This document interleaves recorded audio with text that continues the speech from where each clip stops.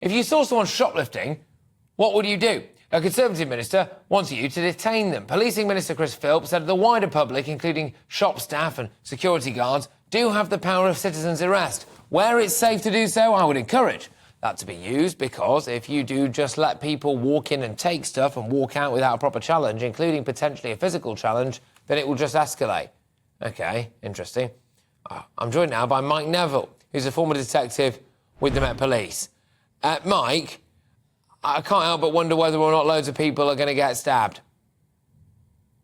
Yes, it's very odd, isn't it? Well, there's several points here. I think Chris Philp's making some good points about using CCTV smarter and identifying criminals. That's a good point.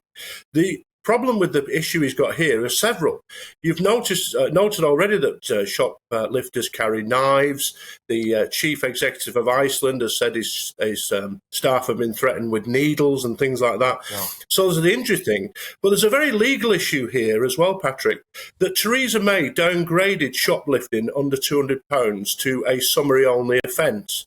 And that means you cannot make a citizen's arrest. It's unlawful. If the person steals less than £200, you're simply not allowed to make a citizen's arrest. This is the thing, Mike. So I've got to be honest with you, I thought just purely about if you detain someone and then they say, oh, you know, I've slipped a disc in my back or my knee's gone, and then all of a sudden you find yourself on the hook for like 200 grand in compo. That would be my thought. But what you're saying there is more important, actually, which is what? You're not allowed to make a citizen's arrest of someone if the value of what they're stealing is under £200. Is that right? I mishear that.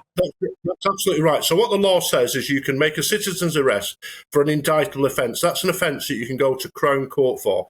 And you can't go to Crown Court for shop thieving under 200. It's as simple as that. And also, Patrick, you've got the shop workers aren't being supported. There was a manager of Halfords who was badly injured while he was trying to detain two shoplifters who were never identified.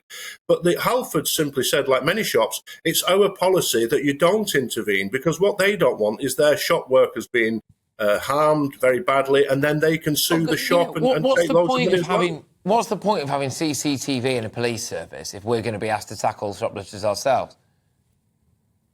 Yeah, the thing is with CCTV, Pat, it's really, this is my area of expertise. It's just horrendously badly used. Just to give you an idea, for every 10,000 cases of people being caught on CCTV, about 14 people will actually end up at court, out of 10,000. Wow. There's no national systems. The police minister is actually speaking about having a national system. There's no national database like fingerprints and DNA, and that would really help to solve lots of crime, not just shoplifting, but burglaries, robberies, rapes and murders. So there is some improvements, but this shoplifting idea of people making arrests is very troublesome. Yeah, and they often come and go. We were looking at a video there from, is that Curry's PC World or whatever it is, and there's loads of them. They mob up, they come in. It's one thing, you know, like a slow-moving individual who decides to nick like a chest of drawers or something. Yeah, you could probably go after them and maybe have a word with them. But you've got gangs of feral kids. You don't want to be getting involved in that, do you, really? It's really dreadful because, as you say, you've got gangs like this, so they're fit young men. You know, you start fighting with them and several of them attack, you're going to get a bad beating.